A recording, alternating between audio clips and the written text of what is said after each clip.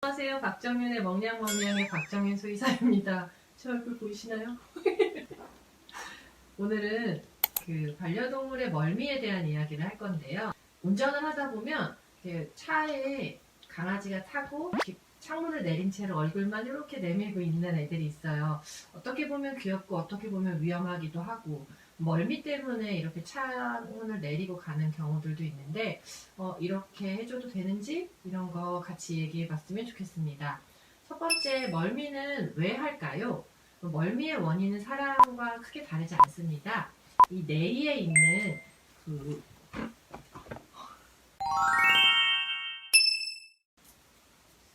안녕하세요. 박정윤의 멍냥멍냥의 박정윤 수의사입니다. 오늘은 멀미에 대한 이야기를 좀 해보려고 합니다.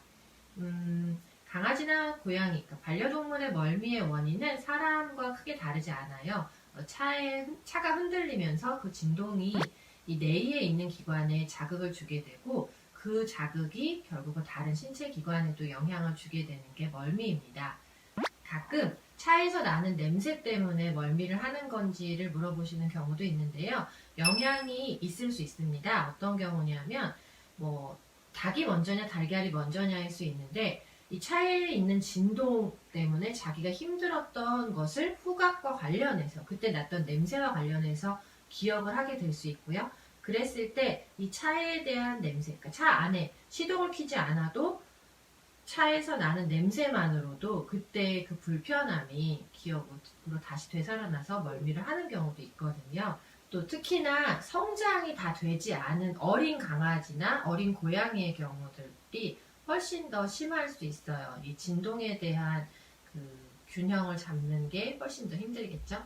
네, 그런 경우도 있고, 또 밥을 먹었다거나 이렇게 뭔가 배가 부른 상태에서 음식이 들어갔을 때, 사람도 속이 불편하면 멀미를 갑자기 하는 경우들이 있잖아요. 네, 그런 것처럼 밥을 먹었다 혹은 컨디션이 좋지 않다, 이런 모든 것들이 다 멀미에 영향을 주는 요인이 될 수 있습니다.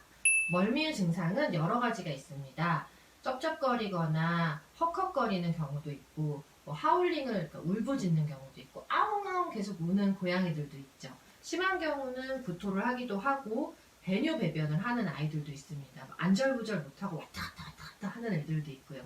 킹킹킹킹 하는 여러 가지 증상들이 있는데, 그게 다 각자 뭔가 불편함을 계속 호소하는 경우입니다. 너무 심하지 않은 멀미라면 우선은 차에 익숙해지는 방법을 좀 권해드리고 싶습니다.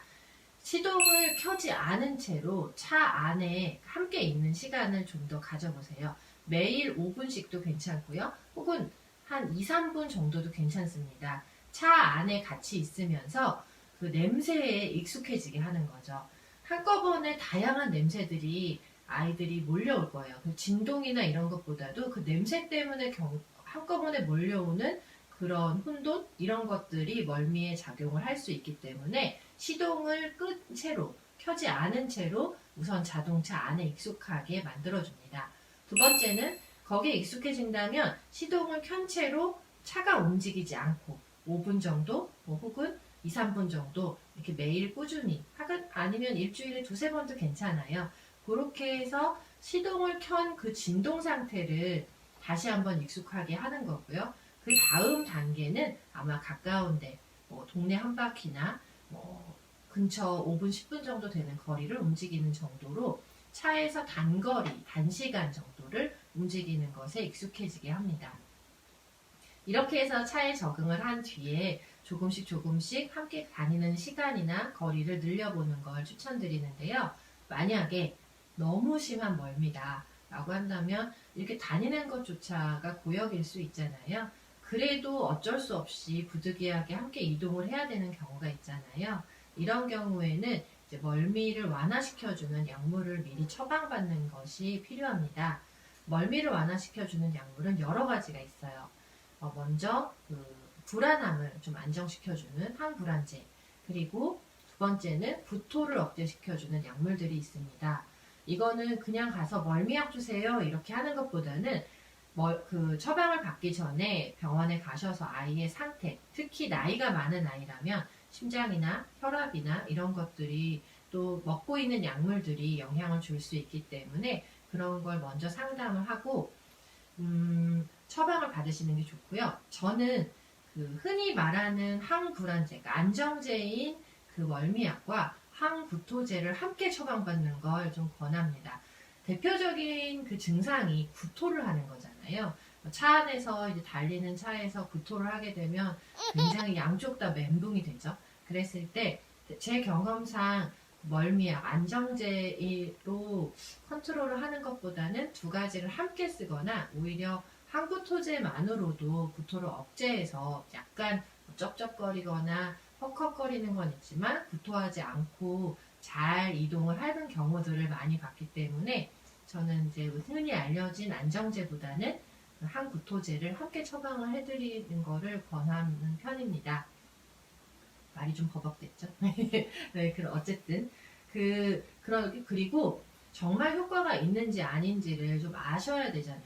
비행기를 탄다거나 어쩔 수 없이 장시간 이동을 해야 되는 경우에는 저는 차를 타기 직전에 처방을 받는 것보다는 뭐 이동 날짜를 앞두고 미리 집에서 한 번 정도 처방을 받아서 먹여보시고 그 아이의 특히 안정제라면 먹였을 때 어떻게 작용을 하는지를 아이가 잠을 자는지 혹은 오히려 그러니까 불안한데 안정제를 먹고 나서 더 헉헉거리는 친구가 있어요. 예전에 저희 병원에도 비행기를 탔는데 비행기를 탄다고 멀미약을 처방받으셨는데 아이가 나이가 많다 보니까 비행기를 타고 멀미약을 이제 30분 전에 먹은 거예요. 막상 좌석에 갔는데 계속 막 끙끙끙끙 막 바닥을 긁고 오히려 더 뭔가 그 불편함이 있었는지 계속 그렇게 불편한 증상을 보여서 굉장히 애를 먹었다고 해요. 예상치 못한 약물 반응이 있을 수 있으니까 미리 좀 멀미약을 한 번 정도 처방받아서 어떤 상태인지를 먼저 한번 확인해 보시는 것도 괜찮습니다.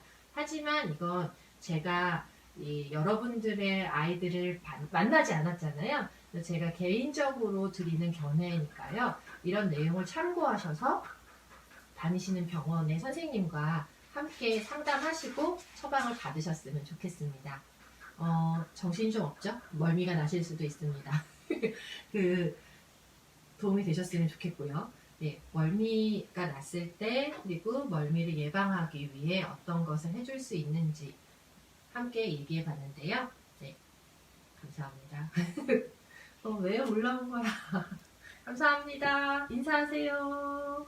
감사합니다.